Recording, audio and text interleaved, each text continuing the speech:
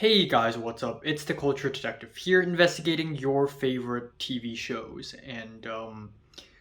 Right now, you may be asking me, where the hell am I? Well, guess what? I am back at my own apartment in Los Fricking Angeles. That's right. And I know you guys don't recognize this, and that is because I have changed the location of where I usually shoot my reviews. So it's actually my room in LA, and usually I film it there.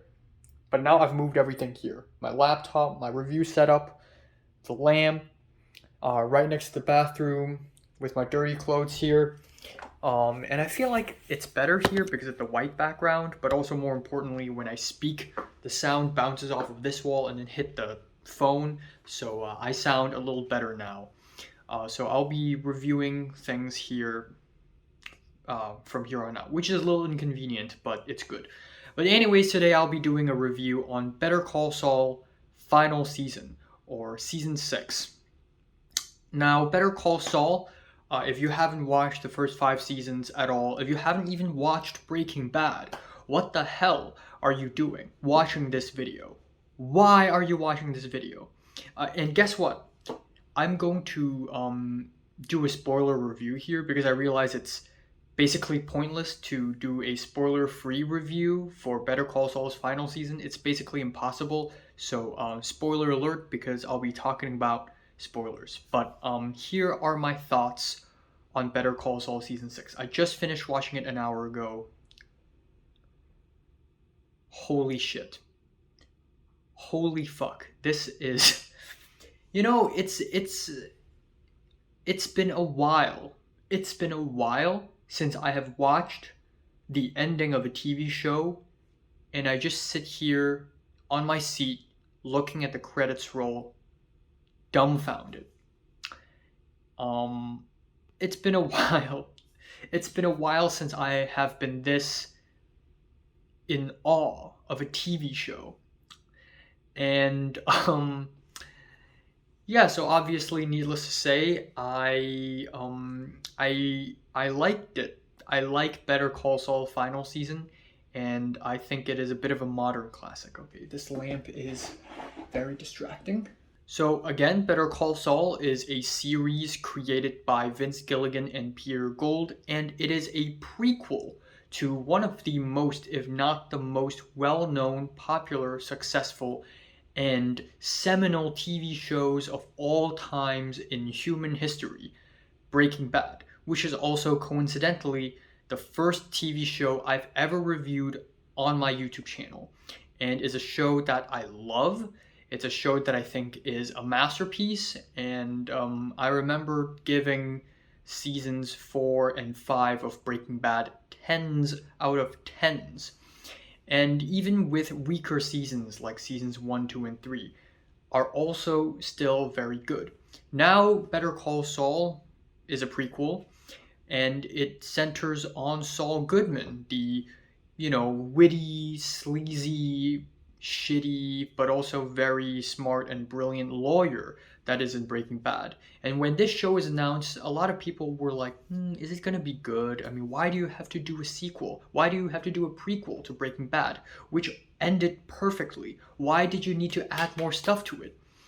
But the show has proven people wrong, because season 1 came out fine. Sure, season 1 of Better Call Saul isn't nearly as great and as brilliant and as clever as Breaking Bad, and season 2 was a bit of a low point in my opinion. Season 2 of Better Call Saul slowed a lot of things down. A lot of characters aren't really all that interesting. Some of the scam scenes are pretty cool, but overall, not really great.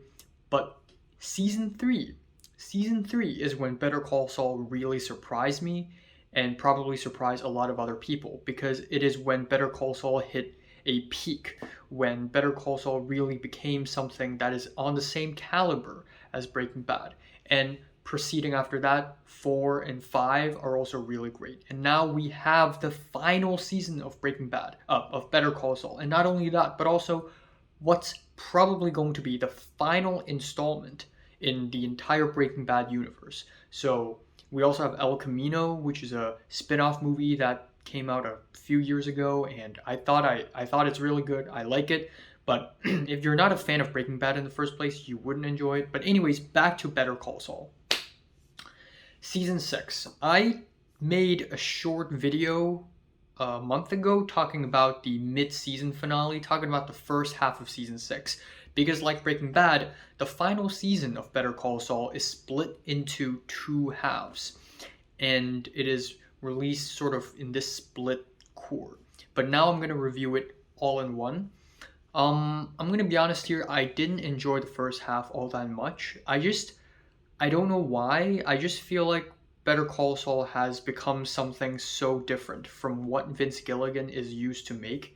And that's really apparent because even in Breaking Bad, we always have weird establishing shots, long takes, but these things, these aesthetics are not turned up as much as it is in Better Call Saul Season 6. It is clear and it is very apparent that Vince Gilligan's style is at its most strong and as at its most obvious in this season. And because of that, it's really freaking slow paced. And you know, certain slow paced movies and slow paced TV shows are great, but not in the Breaking Bad universe. I always expect Breaking Bad to be something really intense and exciting and full of energy and very crazy and high stakes and all that. But obviously, this is not what Vince Gilligan was going for. But it didn't really click at me in the first half. So episodes 1, Wine and Roses, and episode 2, Carrot and Stick. Both of these episodes are pretty good, but they're not that memorable in my opinion. It does set things up. And it does set things up so that the second half of this season would become a masterpiece. And every single scene makes sense and every single scene needs to be there. They're not filler. There are no filler scenes.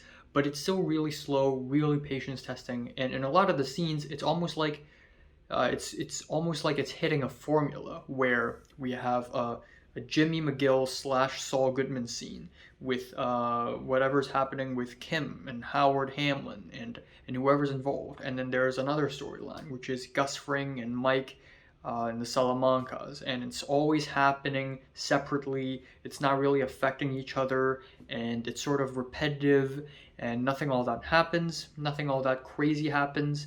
Of course, we have episode 3 with Nacho's death scene, which is unfortunately spoiled for me. I believe I saw it on Twitter or something, but it's still a very shocking scene, and there are a lot of shocking scenes in Breaking Bad. I wouldn't say Nacho's death is the most shocking ever.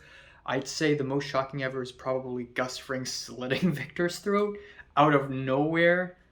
That was epic, but still, Nacho's death scene, really well written and puts an end to Nacho's storyline perfectly by making him the most tragic character in the show. Yeah, it's a good episode. And then we have episode 4, Hit and Run, which has more Howard shenanigans, more slow-paced Gus Fring and Mike stuff, not really all that entertaining or anything. And then we have the low points, episode 5, Black and Blue, and episode 6, Axe and Grind. Both of these episodes are really slow. Again, it sets things up. It's not filler. It needs to be there. But I didn't particularly enjoy these 2 episodes. I'm going to be honest here. These 2 episodes were a bit of a letdown. They were a bit of a letdown. Great performances, great directing. But I didn't enjoy it as much as I hoped I would. And I try my best to enjoy it, you know, because it's Breaking Bad prequel. It's Better Call Saul. Everybody's talking about the show. Of course, I have to love the show like everyone else. But I just didn't enjoy these 2 episodes all that much, and I felt kind of bad about it. But then we have episode 7, the mid-season finale, which is masterful because it's basically, I'd say a climax to the Howard storyline, to the Jimmy and Kim and Howard storyline. It's the climax to that, and the execution of the plan to defame Howard, that was insane, that was masterful, and that was both shocking and fun, but also tragic and sad. But I think the highlight of the episode has to be the last scene when Lalo Salamanca entered Saul and Kim's apartment and just killed Howard out of nowhere. Another one of those shocking death scenes where it just came out of nowhere. No build up, nothing, just boom, he's dead. But it is Lalo's entrance and the candle flame sort of going dark, and then Jimmy and Kim, aka Saul and Kim, just moving backwards, and we don't know what's going on, and then we sort of make the connection. Oh my God, is that Lalo? And then the show reveals that it's Lalo. That is amazing. So overall, I'd say season 1 in and of itself is like a light 8 out of 10. A lot of episodes seem really slow, and I feel like it has lost its charm. Even back in season 1 of Better Call Saul, with the cons and the scams, and even in seasons 2 and 3, when Jimmy was switching the numbers on a paper to ruin Chuck, and all that stuff, it was a lot of fun. It was fun, witty, silly, and exciting. And Better Call Saul season 6 is everything but that. So I was a little disappointed.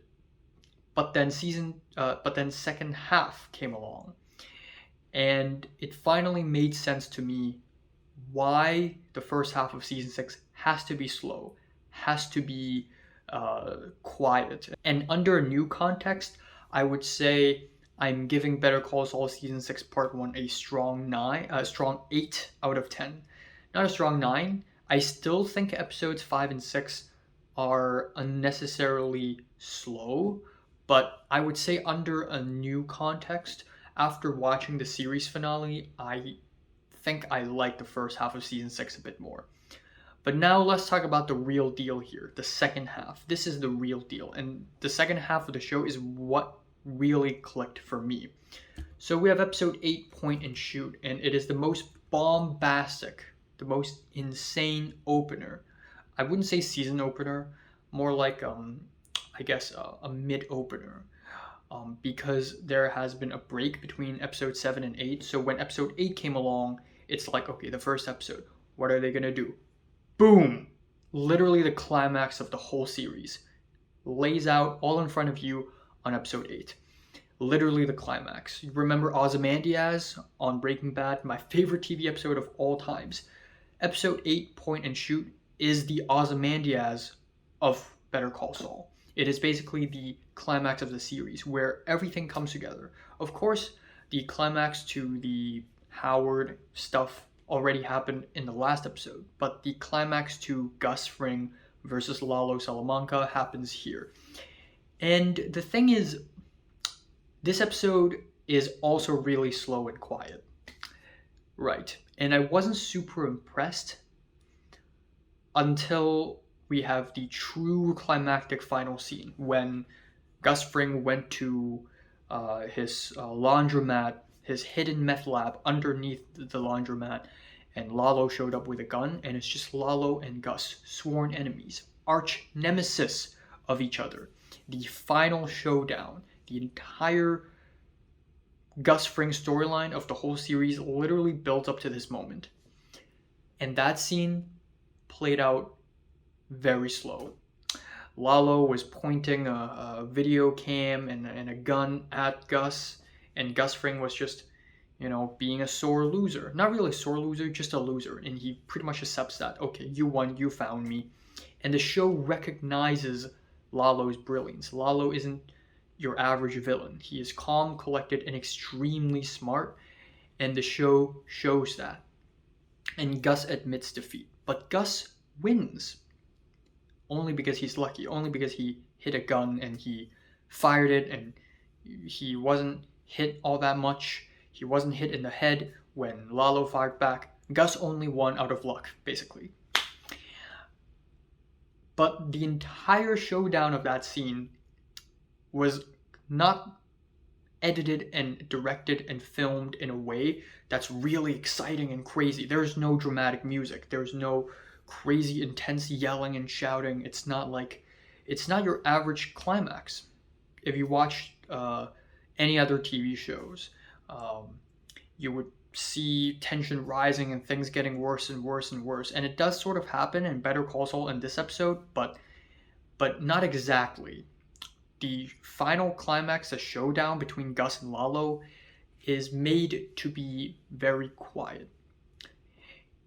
And that is because this episode is not to show how epic crime is. The actual point and the message of this episode, the actual thing that the show wants to tell its viewers, is that crime is dark.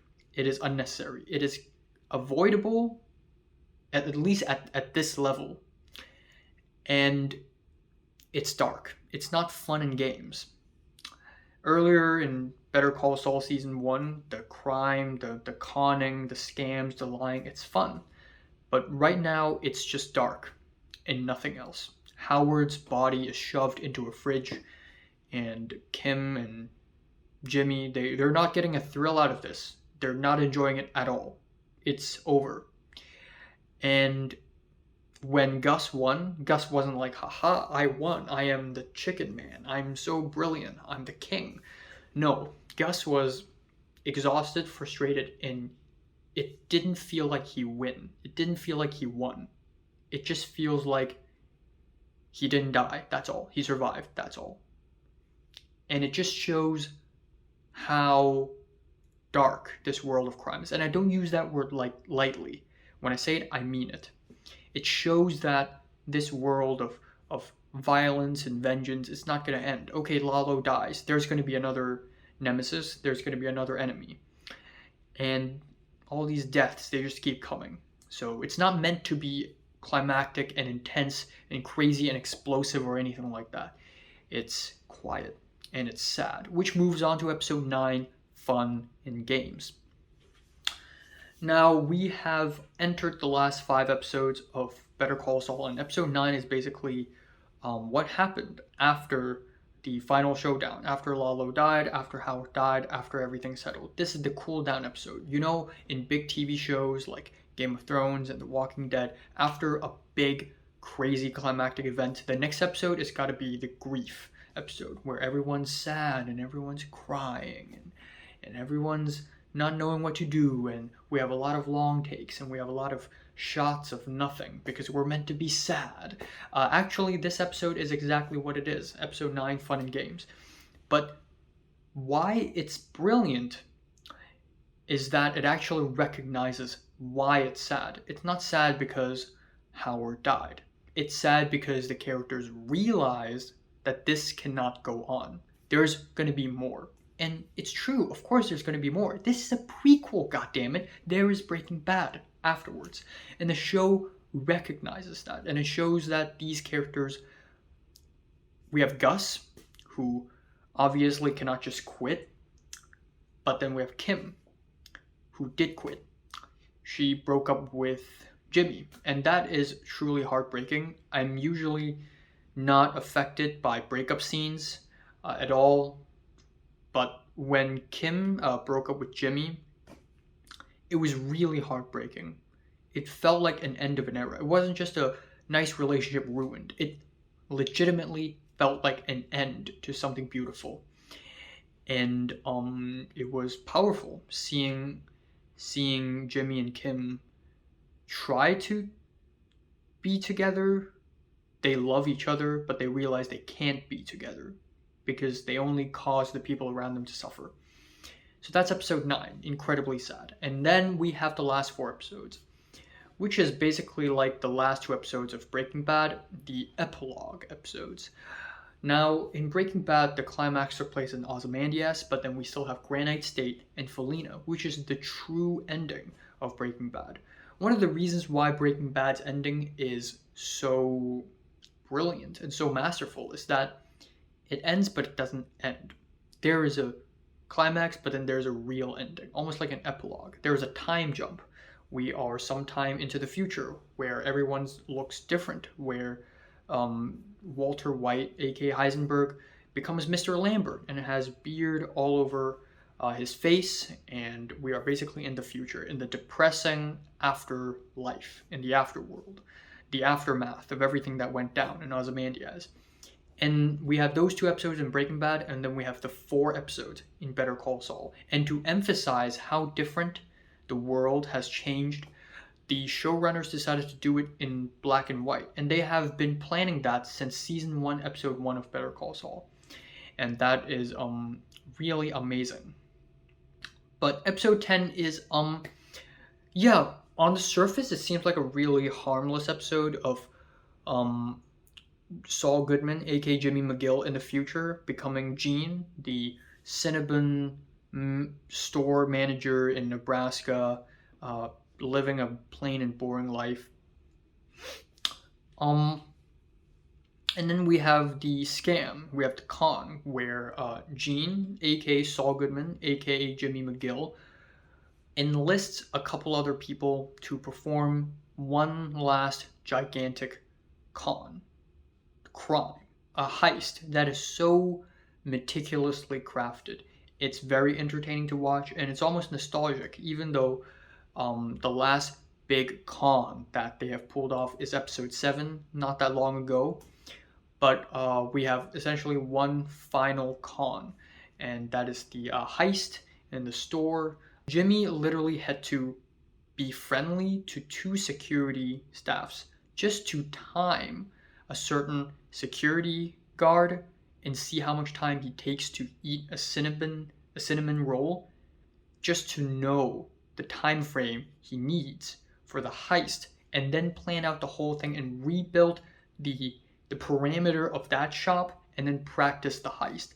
That is honestly brilliant. And yeah, that is very entertaining and all.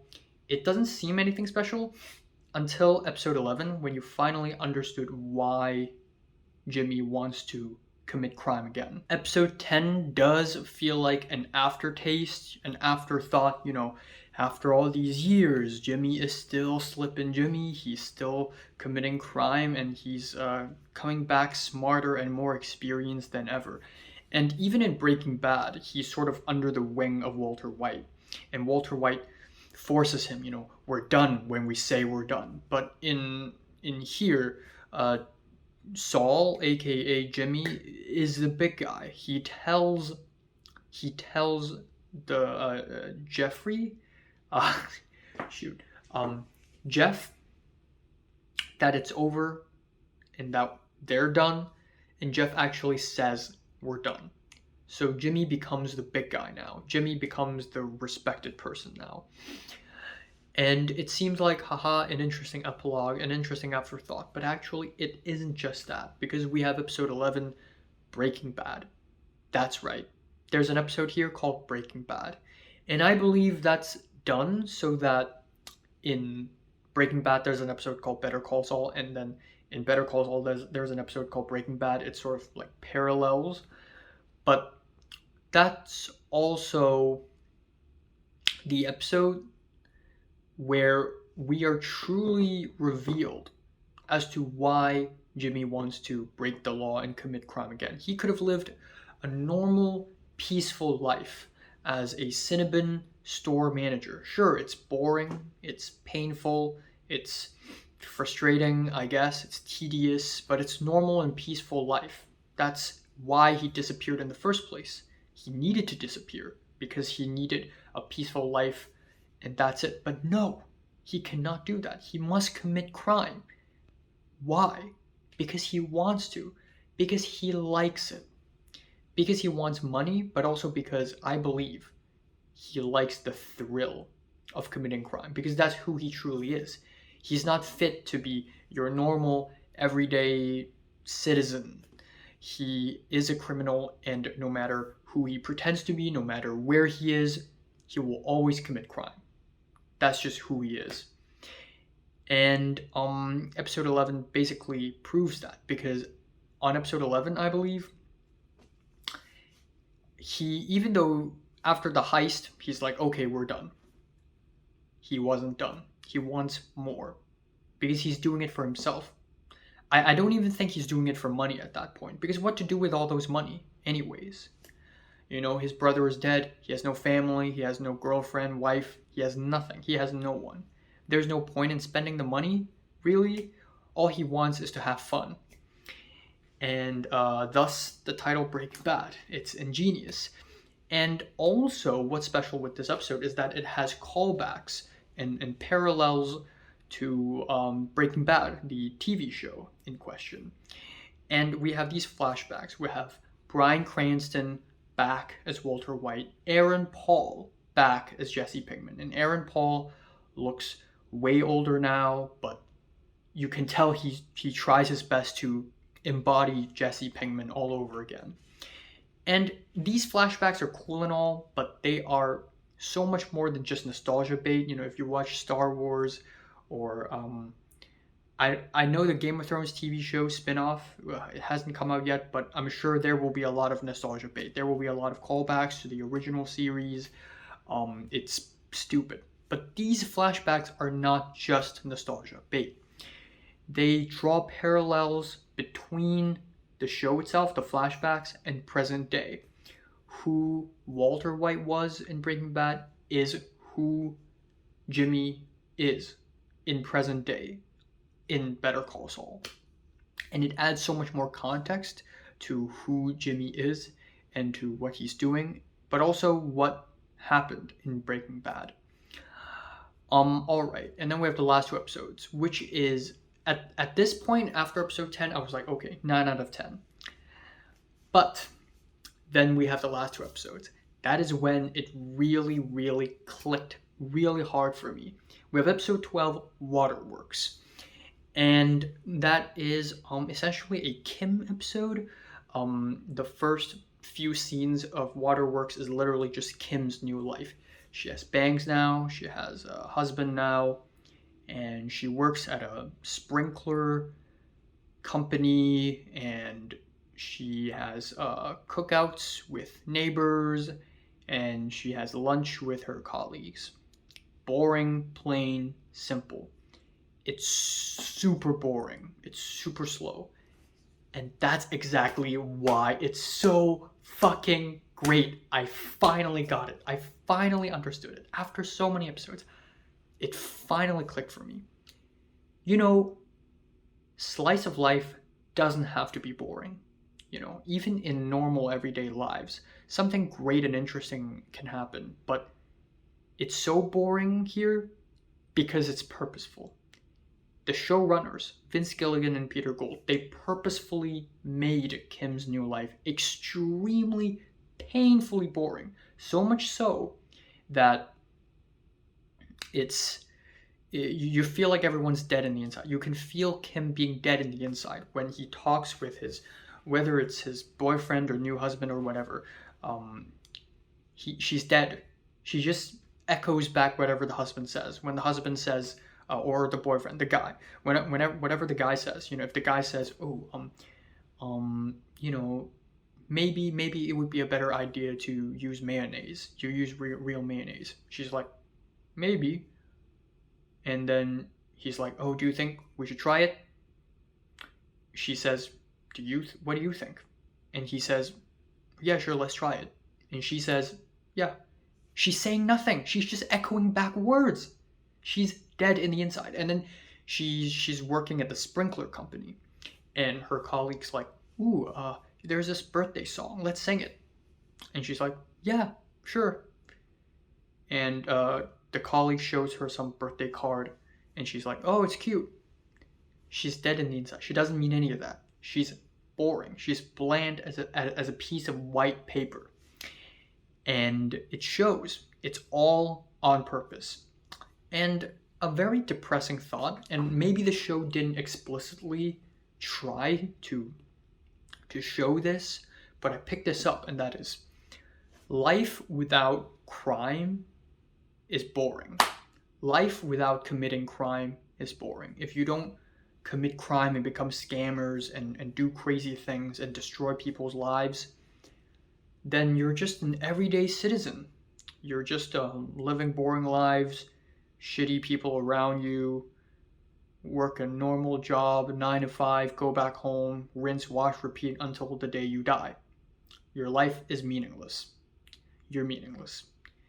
You're either that, or you commit crime and lie and continue this vicious cycle of crime. And it's this black and white thinking. It's this black and white dichotomy. And hey, this sequence, the last 4 episodes, is in black and white. Literally. And then we have Saul, aka Jimmy, continuing the crime. So instead of committing a heist in a store now, he basically drugs people and takes photos of their personal information, their bank account passwords, and their credit card numbers, and then give it to someone else. There's a point where he could have stopped committing that crime, but he decided to go on to the point where he doesn't even think about safety. He doesn't even think about, okay, you know what? Maybe I'm doing too much. Maybe I should go back. I don't want to get caught by the cops. He doesn't even think that. He pushes himself so much because he likes the thrill. And of course, that bit himself in his own ass. He got found out. He got found out that he's actually Jimmy McGill. He's actually Saul Goodman. And when he watched the Better Call Saul commercials, and those commercials have color and it's reflected in his eyeglass,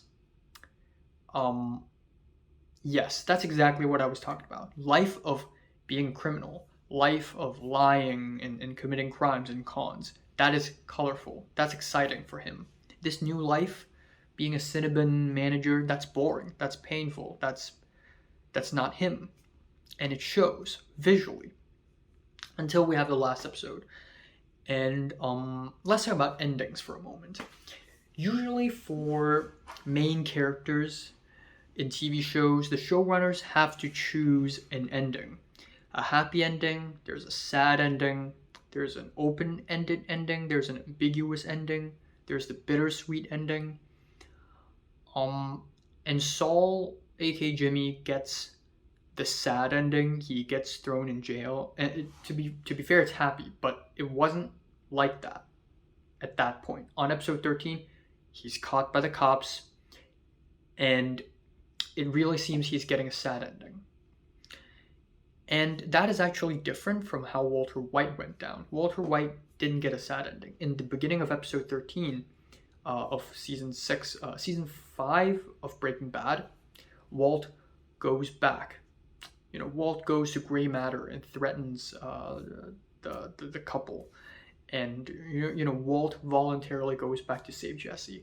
It seems like Walter White is getting a happy ending. But on episode 13, it seems like Saul, aka Jimmy, is getting the sad ending. And that's actually brilliant. They chose the right ending for him because someone like him really deserves to get a sad ending, He really deserves it. Like, at least for Walter White. Walter White deserves a sad ending too, but you sort of understand what he does, why he does it. But for Saul, aka Jimmy, you recognize that he's no good. He's no good for everyone.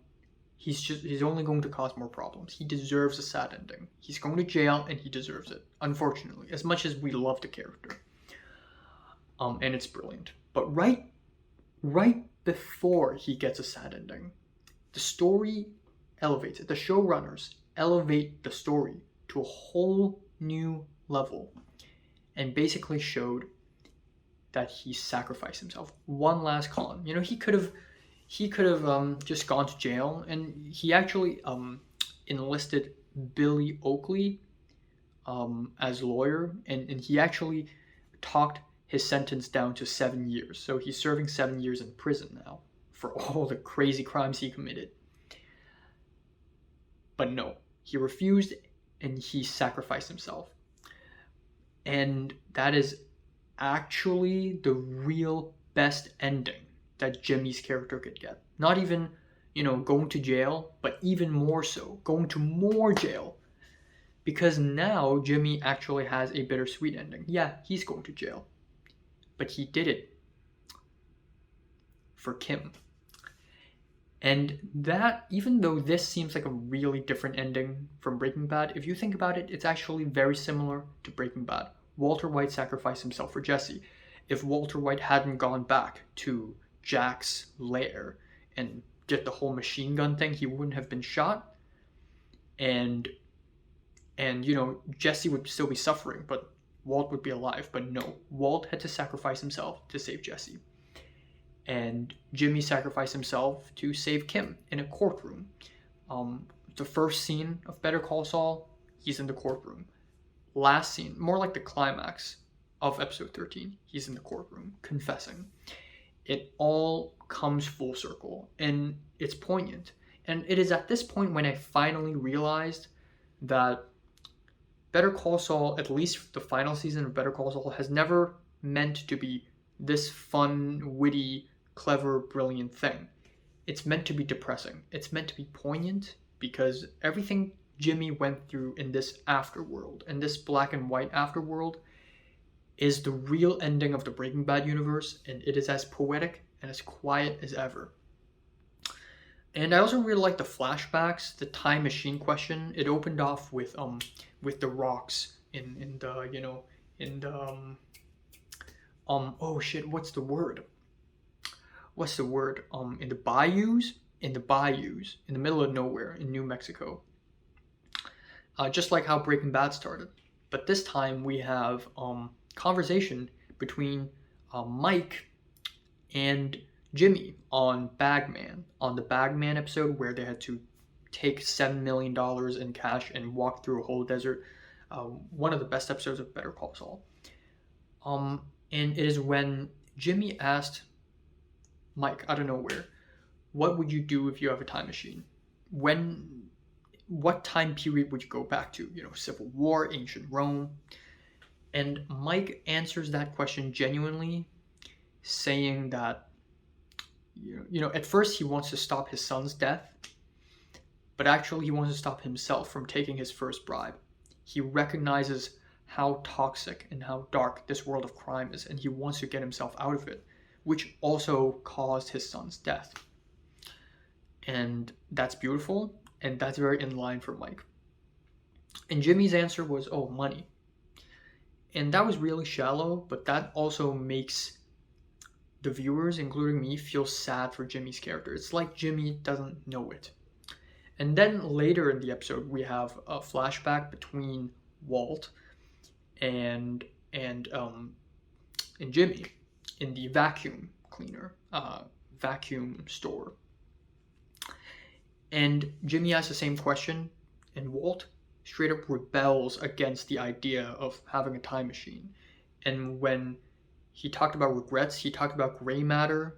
So, you know, Walter White is never going to get his real, genuine, heartfelt moment of regret. He's always Heisenberg. And that's very in line. But also, just as importantly, Jimmy's answer to the same question has changed. He talked about how he slipped on the ice. But that wasn't just some random answer. It was when he became Slippin' Jimmy. Jimmy truly regrets everything he's done. And that also shows when he confessed in the courtroom, in that climax scene. That is when he's truly himself. You know, he could still be wearing glamorous shirts. He's still saying, even when he's calling Kim over the phone, and at that phone booth, he's still saying, haha, you know, Florida, how is it going over there, you know? He's not him. He's being glamorous and fun, but that's not him, really. But he's really him in the courtroom. He confessed, and he even said things like, oh, Chuck killed himself, but I tried, but I should have tried harder. And it wasn't even related to the crime he's accused of. And, wow. And then, of course, Jimmy goes to jail. And in a twist of fate, all his jailmates are like, Better Call Saul. They're literally chanting Better Call Saul. And I know it's a little cheesy, but at that point, that scene just works really well because it's like, oh, you know, Jimmy's going to jail, but at least he's had his head held high. And then we have the actual last scene, which is the final conversation between Jimmy and Kim in a prison room, in a cell. And I could only dream of writing something half as good as that scene, because in that scene, without context, it's just a regular conversation between Jimmy and Kim. But with all this happened, every single word of dialogue holds so much weight. There's no crying, there's no swearing, there's no action in that scene, just words. And it's so powerful. It's wow. So the second half of Better Call Saul just elevated beyond everything. And I know this review is long, but it's worth it. So yeah, the second half of Better Call Saul is undoubtedly a 10 out of 10 for me. It's just, it's been a long time since I have watched TV and been this dumbfounded.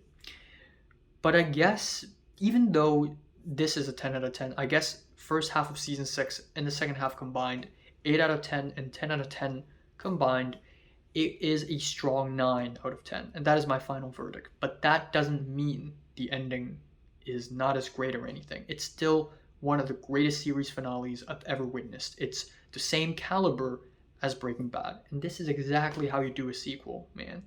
You know, not just nostalgia baiting, but try something new, elevating it. And I'm just gonna leave it at that. Vince Gilligan and Peter Gould did an amazing job. Bob Odenkirk and Rhea Seehorn are great, and same goes for Jonathan Banks. Same goes for Giancarlo Esposito. Same for Michael Mando, who played Nacho. Same for Patrick Fabian, who played Howard. Everyone did a great job, and the end of an era. Say the end of an era. So, have you watched Better Call Saul? Comments below, let me know, and subscribe if you want more. And thanks for watching. It's 5 a.m. in the morning right now. Yes.